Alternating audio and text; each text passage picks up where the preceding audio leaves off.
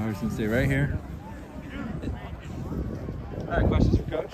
How'd it feel to be outside for the first time? It was good. Some fresh air, which is nice. It affected us a little bit. It's a little windy out, so we just got to get used to that. But we got to get used to this. I just told them, our last 4 games were in the middle of the night, fall, late fall, early winter. So we got to get used to it. But it was good to be outside. I mean, it's good to get them out here before Saturday. We didn't want the first time them being outside to be Saturday, so we kind of been locked in that bubble. But it was good. It was good work. What can we expect to see on Saturday? Yeah, we're going to go maroon white. We're going to split the team up into 2 teams. Some positions, because of depth, we'll have to play both sides. We're not going to go to the ground, so we'll do what we did last couple Saturdays and keeping guys up. We've gotten through this spring pretty healthy, and that's a credit to Coach Green and his staff, and Kayla and her staff. We've done a good job, especially looking forward, right? Rosters are going to be 105 guys. There's no more 120, 130 guys, so we got to be ready to practice like this. And I think today we need to be better, but I thought it was a good introduction. Yeah, they're listening, which is the first step to changing something, right? They're trying to be consistent with their actions, which will be the key. I think changing anything, whatever you're a part of, consistency will be the key to that. So we're not where we need to be at all. I'm sure the roster will change in the next week or so. A lot of things going on, so just got to keep getting better. With the portal, how active are you guys right now? How much change do you anticipate between now and now? Yeah, I mean, that'll come when we start to meet with those guys next week, over the next 2 weeks. But we definitely need some pieces to be plugged in, and some guys will have to make decisions if they want to be here and do what we want them to do. Changing something, like I said, is about consistency and getting people that believe in what you want to believe in. So we're going to have to have some tough meetings, but we'll be all right. Have you discovered positions where you feel you're deeper injury side, deeper and better than you thought? Yeah, there's definitely some position groups that are stepping up. I think our O-line is one of the most revamped groups. Coach Anderson, Coach White, obviously Coach Bajakian, what they've done there. I mean, we play in New England. We play in Massachusetts, so we're going to live and die by up front. So that's on both sides of the ball. So that'll be the emphasis, moving forward. How far is Brandon along? He's doing good. He's back to doing some running. He did some curved running. But there's no reason to rush him. He's coming back from that surgery, so he'll be ready to go in the summer when we return after finals. He's doing good. What have you seen from these 14 practices from AJ and Grant? What are your impressions of them after? Yeah, they've both been doing really well. It's hard learning an entire new system, and that's for everybody. But I think obviously Coach Bajakian's track record speaks for itself, and it's very quarterback-centric. So they've gotten better every day, and I think on Saturdays they've done a good job too. When we had to throw them out there, they're used to us being behind them. And I think that's why I love Saturdays so much, because there's no one out there, right? And but they've been doing a good job. They're progressing, and I'm excited for moving in after Saturday into the summer. Getting back to Saturday, how is it going to be? You're going to have scoring? Yeah, so we're going to talk about the whole plan. Yep, we're going to go maroon white. We're going to have 15 minutes. We're going to run the clock. We'll have 2 coaches, assistant coaches, be the head coaches of their teams.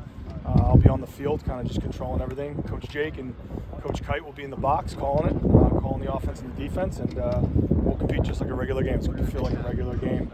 The only difference is we won't go to the ground.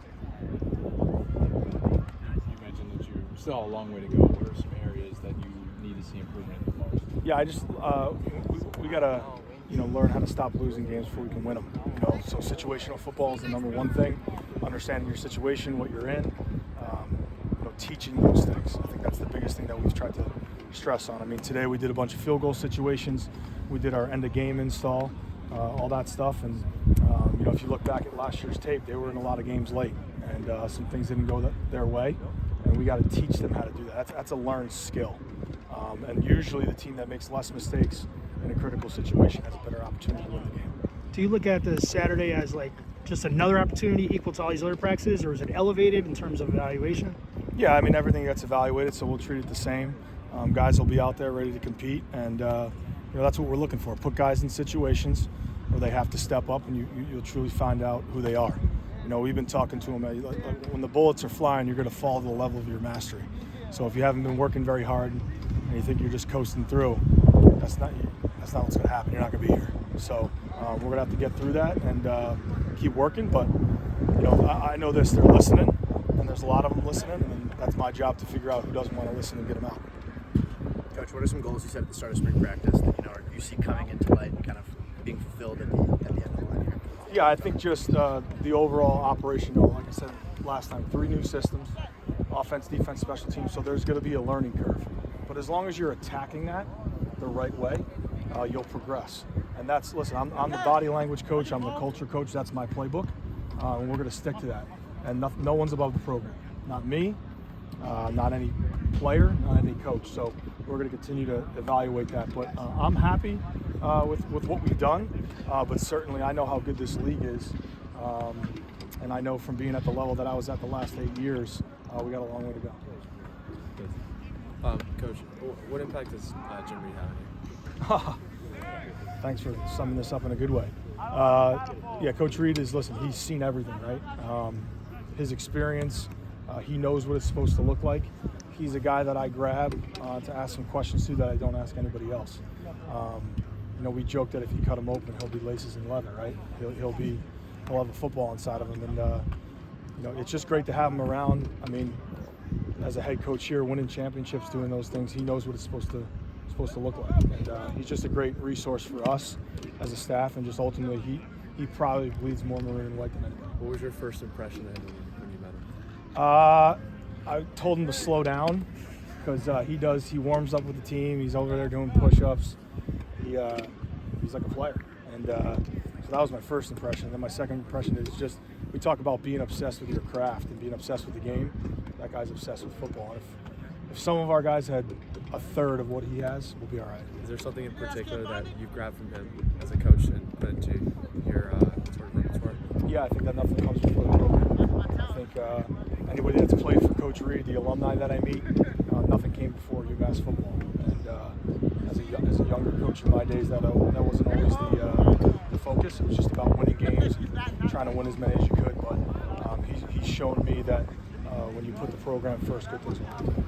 Thanks, Coach. All right, thanks. Appreciate it.